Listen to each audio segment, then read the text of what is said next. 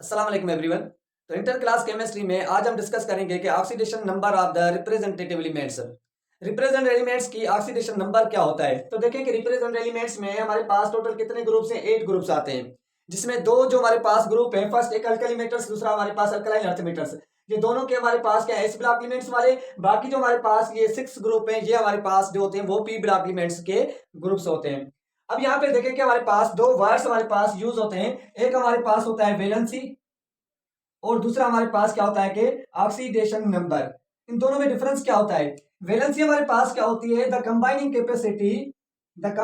Capacity power of N elements. अगर किसी भी एलिमेंट्स का कंबाइनिंग कैपेसिटी पावर है किसके साथ? किसी दूसरे एलिमेंट के साथ। Capacity power of an element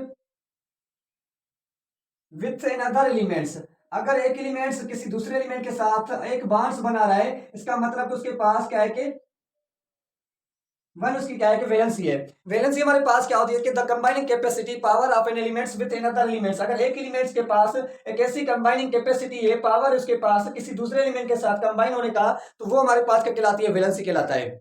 अगर हमारे पास ऑक्सीडेशन नंबर क्या होता है? देखिए इन दोनों में डिफरेंस क्या होता है। Oxidation number is a value assigned to elements in a chemical compounds indicating the number of elements gain or loss of electrons। जब हमारे पास कोई भी एटम्स जो होता है वो इलेक्ट्रॉन्स गेन करता है या लॉस करता है, कब? जब वो बॉन्ड फॉर्मेशंस करता है।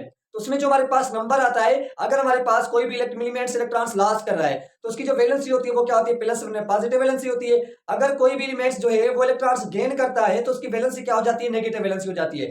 वो जो हमारे पास नंबर होता है ना कि एक बॉन्ड्स बनाया तो हमारे पास +1 +2 +3, ये हमारे पास नंबर क्या कहलाता है? ऑक्सीडेशन नंबर कहलाता है। क्लियर? दूसरी बात के वैलेंसी जो होती है वो फिक्स होती है एलिमेंट्स की। बाकी जो हमारे पास ऑक्सीडेशन नंबर होता है ना, वो क्या होता है कि चेंज होता रहता है। तो यहाँ पे हम ये डिस्कस करेंगे कि फर्स्ट ग्रुप वाले एलिमेंट्स का ऑक्सीडेशन नंबर क्या होगा, सेकंड ग्रुप वाले एलिमेंट्स का ऑक्सीडेशन नंबर क्या होगा। अब यहाँ पे देखिए फर्स्ट ग्रुप में से पहला एलिमेंट्स हमारे पास कौन सा है कि लिथियम है।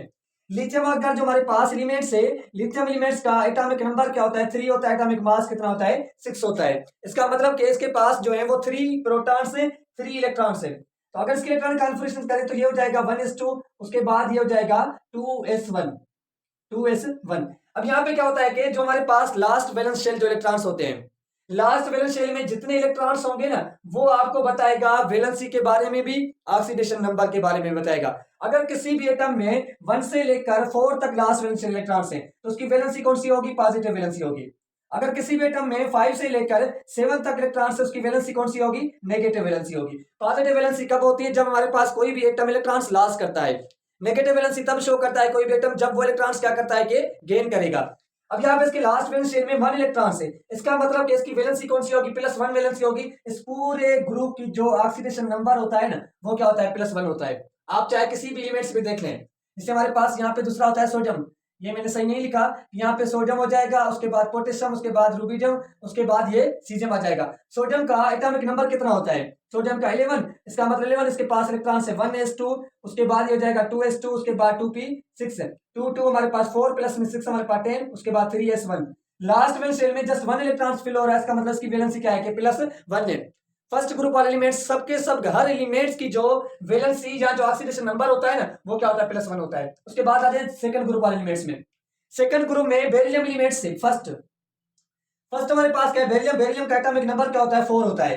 4 इसके पास इलेक्ट्रॉन्स होते हैं। इसके इलेक्ट्रॉनिक कॉन्फिगरेशन करें तो ये 1s2, उसके बाद ये 2s2। अब यहाँ पे लास्ट वैलेंस शेल में जितने भी इलेक्ट्रॉन्स फिल होंगे ना, वो आपको बताएगा ऑक्सीडेशन नंबर के बारे में। अगर वो 1 से लेकर 4 तक है तो वो +1 वैलेंसी, प्लस फॉर्म में वैलेंसी होगी। अगर वो 5 से ज्यादा इलेक्ट्रॉन्स हैं तो उसकी वैलेंसी कौन सी होगी? नेगेटिव वैलेंसी शो करेगा। इसका मतलब कि यहाँ पे पूरे ग्रुप की जो वैलेंसी होगी या जो ऑक्सीडेशन नंबर होगा वो क्या होगा? +2 होगा। Magnesium, calcium, strontium, barium, radium, सबके सब एलिमेंट्स का जो ऑक्सीडेशन नंबर होगा वो +2 होगा। ये जब भी बॉन्ड फॉर्मेशंस करेंगे, 2 इलेक्ट्रॉन्स लॉस करके बॉन्ड फॉर्मेशंस यहां पे करेंगे। क्लियर? उसके बाद हमारे पास third A group. Third A group में हमारे पास फर्स्ट एलिमेंट कौन सा है? बोरान। बोरान का एटॉमिक नंबर क्या होता है? 5 होता है। अगर इसके इलेक्ट्रॉनिक कॉन्फिगरेशंस करें 1s2, उसके बाद ये हो जाएगा 2s2, उसके बाद इसमें कितने इलेक्ट्रॉन्स होते हैं? 2p1। अब इसमें लास्ट वैलेंस शेल में कितने इलेक्ट्रॉन्स हैं? देखिए ये भी 2 है और ये भी 2 है। 2s2p। ऐसे समझिए कि ये जो हमारे पास फर्स्ट शेल होता है इसमें जस्ट s होता है, सेकंड होता है इसमें s भी होता है, p भी होता है, थर्ड जो होता है इसमें s भी होता है, p भी होता है, d भी होता है। ये हमारे पास 2s कहलाएगा, 2p कहलाएगा। ये 3s कहलाएगा, 3p कहलाएगा, 3d कहलाएगा, ये 1s कहलाएगा।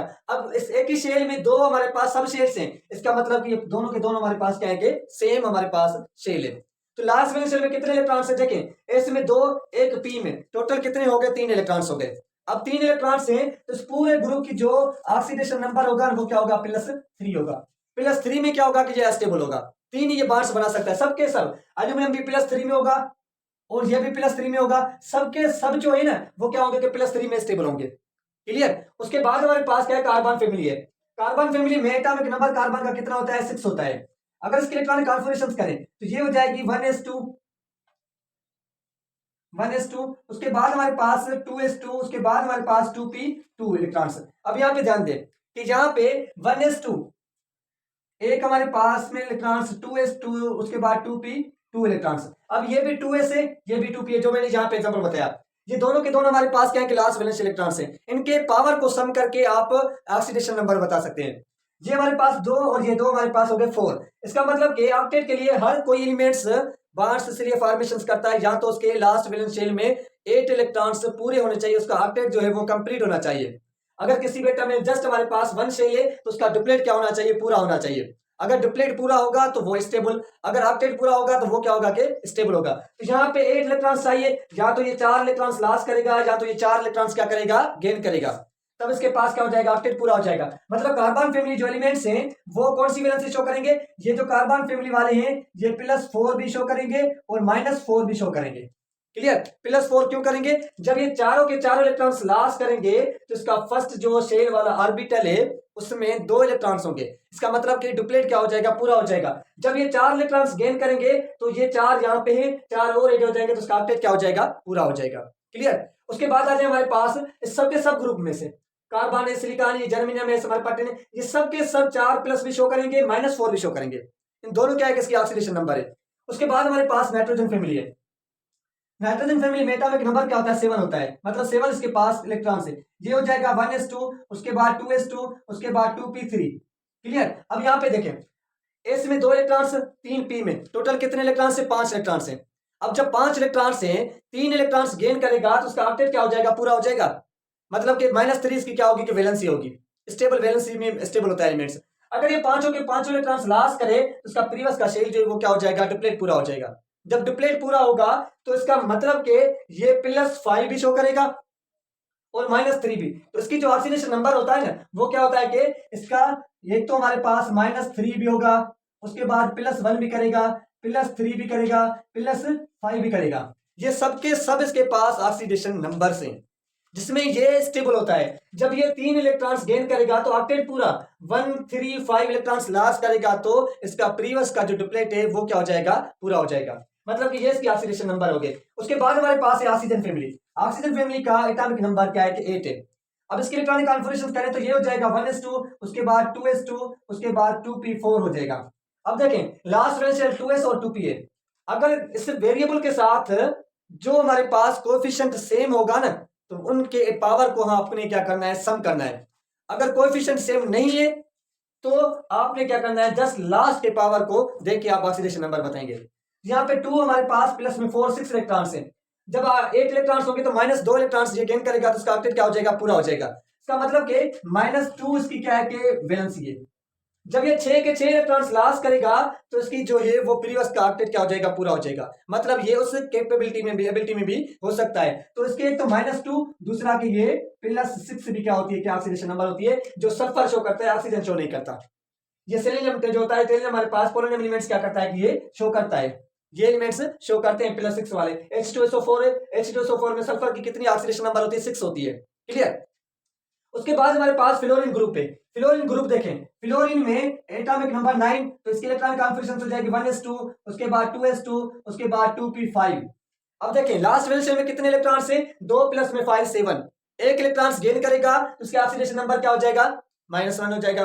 मतलब कि -1 भी शो करता है। जब ये सातों के साथ इलेक्ट्रॉन्स लॉस करेगा तो ये इसकी हमारे पास ऑक्सीडेशन नंबर +7 हो जाएगी। तो ये +7 तक भी शो कर सकता है। एक तो +7 तक कर सकता है, -1 वैलेंसी है, +7 इसका ऑक्सीडेशन नंबर है। क्लियर। उसके बाद हमारे पास लास्ट ग्रुप जो हमारे पास नियान है, नियान का एटॉमिक नंबर क्या है, 10 है। 1s2, उसके बाद ये 2s2, उसके बाद 2p6।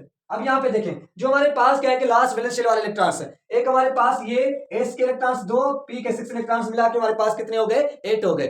8 हो गए तो ऑक्टेट पूरा है, तो इसका मतलब इस पूरे ग्रुप की वैलेंसी क्या होगी, 0 होगी।